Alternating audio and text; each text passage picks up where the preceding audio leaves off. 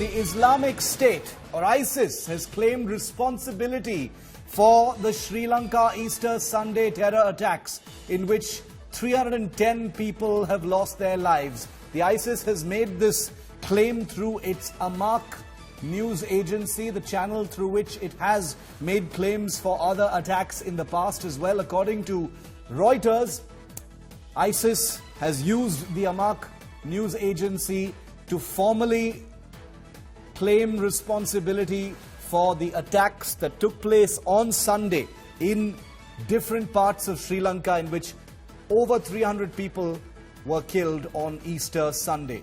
I want to go across to India Today's executive editor, Gaurav Sawant, for more on this. Gaurav, the Sri Lankan government had formally said that it suspects the Tawhid Jamaat, a little-known outfit, with operations in both India and in Sri Lanka. Now the ISIS has come forward to formally claim responsibility for the attack. What are the implications? What do we know, Gaurav?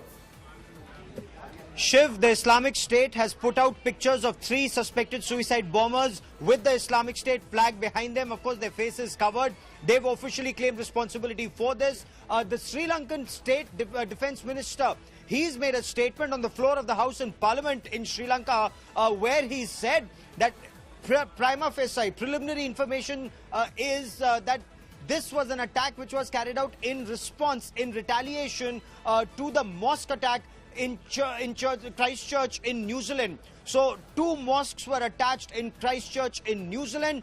In retaliation, 3 churches were targeted in Colombo, in and around Colombo.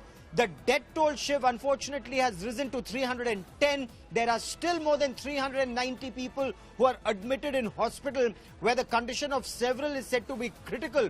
So prima facie, while the suicide bombers were all Sri Lankans, 7 of them according to initial information, but the training, the explosives, the planning, the coordination and the material came from outside, and that is where Sri Lanka, indication is that it will need some help in unraveling the international conspiracy.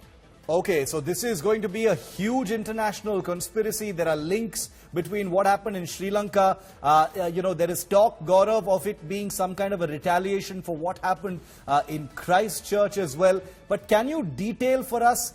ISIS has made extravagant claims in the past as well. What we know for sure is that there were intelligence alerts provided to the Sri Lankan government about the possibility of attacks of this kind. How does this claim of responsibility, Gaurav, fit in with those intelligence alerts that were provided? Shiv, you're spot on. There was very specific intelligence alert and the Sri Lankan government has now conceded. On the 11th of April, the police commissioner of Colombo had given out this information that a foreign intelligence network had told them that the Tawhid Jamaat, the Sri Lankan Tawhid Jamaat would target churches before or around Easter.